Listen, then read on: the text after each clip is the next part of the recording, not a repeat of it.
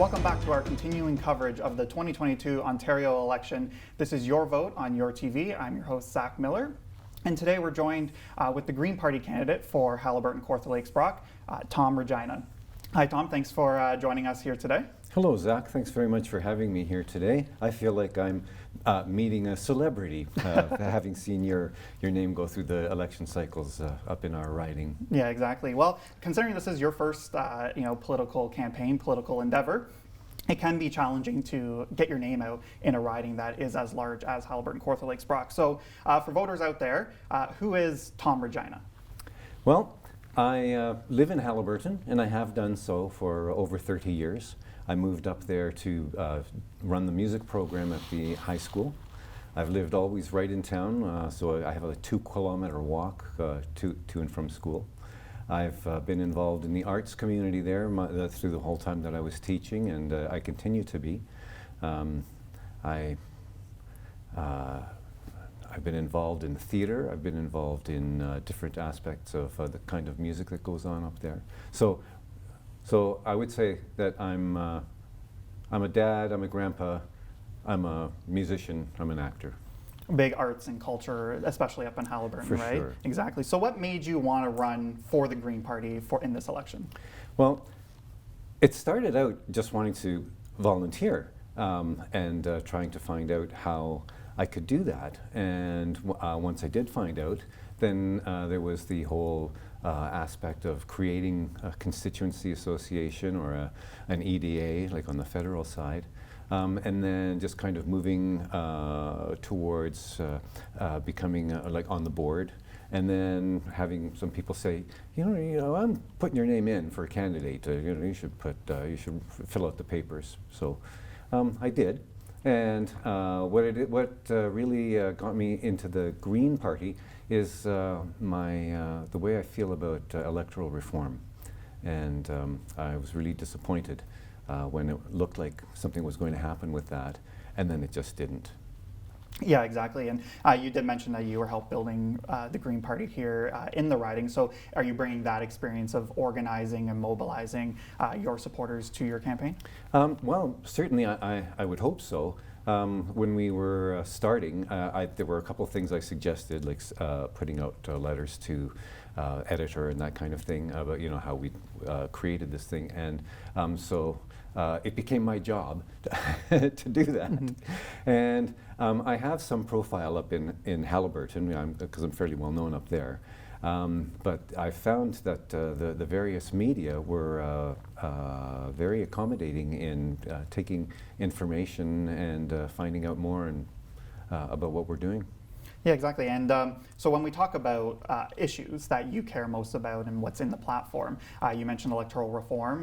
What other 2 or 3 election policies or policy ideas do you want to bring forward and highlight in your campaign? Okay. Well, one of the things that really makes me try to move politically is the increasingly divisive partisan politics that's entering our political culture. And I feel like I want to be able to try to do something about that. We know that the affordability of housing is affecting the economy and mental health, and people can't get into houses. People who are in houses are worried about being rent-evicted. And even if you can afford rents, it's difficult to find a place to live. When I moved up to Haliburton, this is over 30 years ago, we came up on several weekends to find a place to live. It was not that easy. And here it is over 30 years later, and there's still people having problems with it. So it's kind of surprising that we still have that as an issue. And what are some key planks to actually achieve affordable housing, say in Haliburton or Kawartha Lakes, because it's such a sparsely populated area? Yes, it is. And the Green Party is talking about creating connected communities so that you can live in close proximity to where you work and where you shop and where you go to school. And fortunately, I have that in Haliburton, but one of the groups that I really admire up there is the Places for People, the non-profit housing corporations that are up everywhere in the province are going to be the ones that are doing the really best job at creating housing that people can actually afford and feel secure in. Exactly. And when you are approaching voters at the doors, this is a traditionally blue riding. So what's the reception that you're receiving when you are talking about these issues of electoral reform or housing issues? I ask people what's on their mind most of all, and everybody talks about affordability. Like some older people are worried about not being able to pay their taxes, and that's going to force them out of their home. And younger people are worried that they're paying so much in rent that if they were in a mortgage, perhaps they would be able to carry it, but there's no way to be able to save enough to get there. And people talk about transportation issues. It's difficult to get around sometimes. Exactly. So what would you propose to kind of bring down this cost of living that everyone is talking about? Well, for sure, as I said, the non-profit housing corporations, municipalities can take more of a lead to be able to allow for homes to have like a granny suite in them, or for student housing. Yeah, so when we talk, so you mentioned housing, but how about interest rates, or you were talking about people not affording their taxes. So could you elaborate a little bit on that and how you plan to solve that? Okay, that's all right. So people are having difficulty feeling like they can be secure and safe. They want to be able to purchase a place and stay there. But there's people who have the resources. They have resources and they have good fortune, and they're getting into the real estate market, and the return on investment is very high and getting higher and higher. And it's really great if you're in that position. But there's a cost on the other end of that, where more and more people are being forced out of their homes, not even just real estate, but just a place to live. So there's the speculators, the people who are putting up developments. I think that there has to be some incentives made for them to be able to create units that are affordable, or would be under market cost. And other than housing, we are coming out of a pandemic. We are in that recovery stage. Healthcare is no doubt a giant issue, whether we talk about long-term care, hospitals, PSW staffing levels. Does the Green Party and yourself have a plan to tackle some of these issues? Yes, the healthcare is one of the major parts of the platform. The platform is going to be revealed on Monday. But as far as what we're talking about, healthcare being very important, and mental health is health. And what we've seen is that there's cracks in the system that have been papered over for years with no real fundamental change or improvement. So,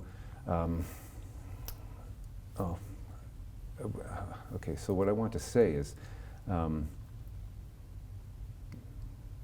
okay, I'm just stuck for a moment. Yeah, no worries. Okay. So long-term care, if you want to, do you have any policy planks or ideas about trying to fix that? I mean, there is a group up in Haliburton. For sure, yes. Well, long-term care, we've seen that it's been privatized over the years, and we know that 58% of long-term care homes are in private hands, but 79% of the deaths during COVID happened in the private long-term care facilities. So we want to be able to see that, again, that municipalities take over long-term care, or non-profits, because the for-profit, the first people who are important are the shareholders. And you put your money in, you want to be, you want to get your investment back. but we really have to put people in front of politics when it comes to healthcare. And it's not just the long-term healthcare, but Ontario is 8% below all of the other provinces, and it's forecast to be over $60 billion shortfall in spending over the next 5 years. So we definitely need reinvestment. We need to repeal Bill 124, which is wage suppression legislation, and that affects lots of workers, but also it affects the nurses. And there's a 20% vacancy rate in hospitals for nurses, and they're the backbone of the system. If we can't protect them, that's just not acceptable.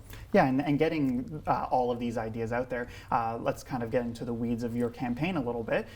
Do you have a strategy on how best to approach these voters, and do you have areas of the riding that you are targeting to kind of boost your representation in the vote on Election Day?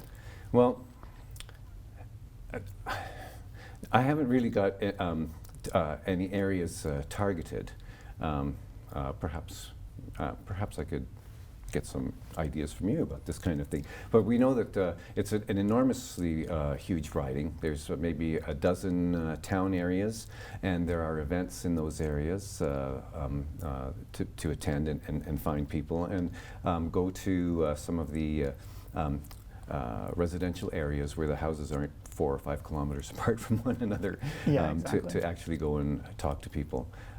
There's been a fair bit of media attention from the various newspapers, and well, certainly up in the Haliburton area, but also here, the Lindsay Advocate, their May issue is about the election, and they contacted me a month ago. Yeah, I mean, as a political candidate, you do have that media exposure to get your message out. So if you're talking about the platform, you said it was going to be released on Monday, so you might not have the full details. What's one issue that you think won't be in that platform that you would like to really advocate for and speak to the voters about, personally, from your experiences? Okay, well, when I felt like I'd been abandoned by my political family, I went around to look at the various parties, at their policies and their platforms. And when I was reading through the Green Party, how they go up through about respect and environmentalism and equity, that really resonated with me, and that's what really makes me feel like I want to represent the Green Party. And as far as a particular issue, everything that I read about, I say, yeah, okay, I agree with that, and I really felt like that this was my place. I can't say that I have an issue that isn't going to be addressed in any particular way. And do you specifically reference environmental issues? The Green Party is built around, climate change and putting strong initiatives forward. So, just very quickly, what is your environmental plan? Well, one of the things that has to happen is that conservation authorities have to be given their powers back to oversee the protection of wetlands and other ecologically sensitive areas. So that's one thing, like right off the bat. And municipal boundaries can be hardened to alleviate sprawl. It's not so much in some of the rural areas in Haliburton, but certainly in some of the more built-up areas, you'll find that things are spreading out, and that farmland is being taken up, wetlands are being taken up, and this is the kind of thing that we all really depend on, and we can't afford to be losing them. For such an area like Haliburton and Kawartha Lakes that has such large agricultural output and farmers, it is an area that is concerning for many residents around here. But I just want to extend a thank you for joining us here on Your Vote here on Your TV. It was a pleasure to have you. Thanks very much, Zach. I really appreciate coming here and meeting with you in particular, and just having this opportunity and experience. Perfect. And we will be right back with our continuing coverage of the 2022 Ontario election. Again, that was Tom Regina from the Green Party of Ontario.